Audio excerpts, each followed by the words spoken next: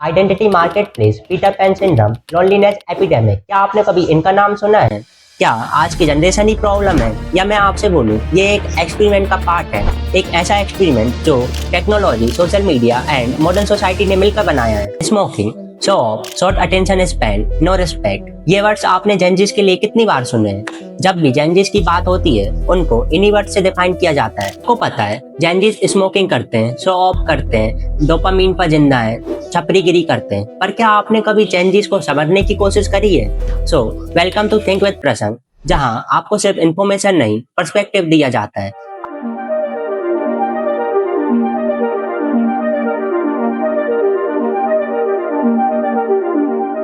आज मैं आपको ये नहीं बताने वाला हूँ जेनजीज क्या होते हैं, ये सबको पता है, बल्कि आज उनको जज ना करके हम जेनजीज को समझने की कोशिश करेंगे। अगर आप एंड तक पूरी वीडियो देखते हैं तो लास्ट में आपको एक रियलिटी चेक मिलेगा, जिससे शायद आपका एक जनरेशन को देखने का पूरा नजरिया ही चेंज हो जाए। जेनजी एक साइकोलॉजिकल ट्रैप में फंसे हुए हैं, जिसको कहते हैं आइडेंटिटी मार्केट प्लेस। क्या आपने सोसाइटी में एक साइलेंट चेंज नोटिस किया?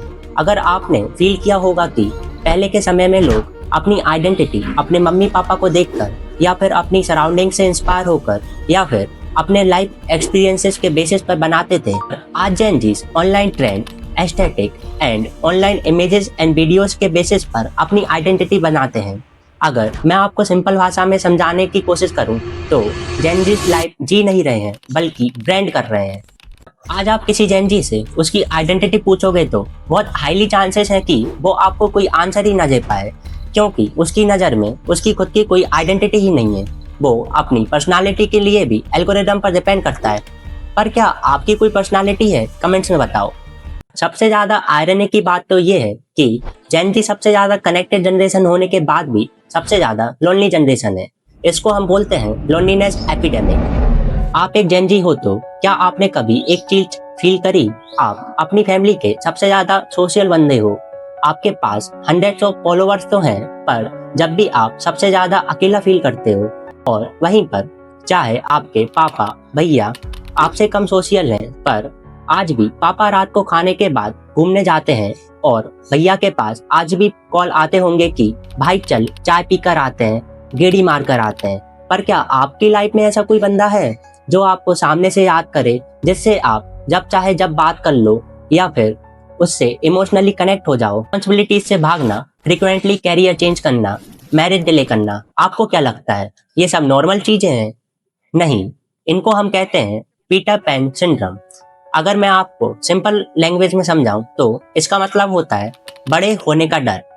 अगर एक जेनजी के नजरिए से देखें तो जहां आज की फास्ट फॉरवर्ड लाइफ में job insecurity, relationship instability, mental health crisis जैसी ढेर सारी प्रॉब्लम्स हैं, इसलिए एक बंदे को कॉशियस होना पड़ता है, प्रिकॉशंस रखने पड़ते हैं। पर इसका मतलब ये नहीं कि वो इर्रिस्पॉन्सिबल है या फिर किसी चीज से भाग रहा है। प्रॉब्लम्स हर जनरेशन के साथ रहती हैं, आपने भी अपनी लाइफ में प्रॉब्लम्स फेस की होंगी, पर आज की सोसाइटी को एक चीज समझने की जरूरत है कि जेनजीज की प्रॉब्लम साइकोलॉजिकल नहीं, फिजिकल है। Sorry sorry sorry sorry sorry Gen Zs की प्रॉब्लम फिजिकल नहीं, साइकोलॉजिकल है। ये ऐसी पहली जनरेशन है जिसको सोसाइटी से ज्यादा एल्गोरिदम को फेस करना पड़ता है, और इन सब में इन बेचारों की कोई गलती भी नहीं। इसलिए उनको हार्ड जज न कर उनके साथ बैठना चाहिए, उनकी प्रॉब्लम्स को समझना चाहिए, उनके साथ बात करनी चाहिए, ना कि उनको जज करना चाहिए। आपको ये पर्सपेक्टिव इंटरेस्टिंग लगा हो तो कमेंट्स में अपना ओपिनियन बताएं, मन हो तो सब्सक्राइब कर देना, और चलो मिलते हैं नेक्स्ट वीडियो में। Thank you.